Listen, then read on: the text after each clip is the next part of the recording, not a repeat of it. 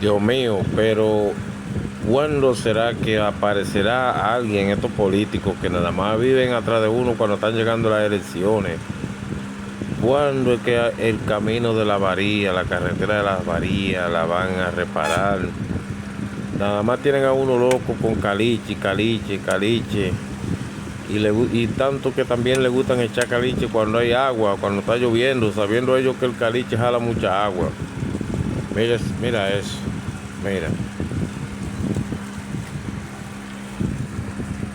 toda la vida. Mira eso, mira. Mira los pobres estudiantes, mira, que tienen que caminar por ahí todos los días, mira. Es un sacrificio, señores, que alguien haga algo por esa gente. Mira, mira esto. Cuando está lloviendo es que vienen.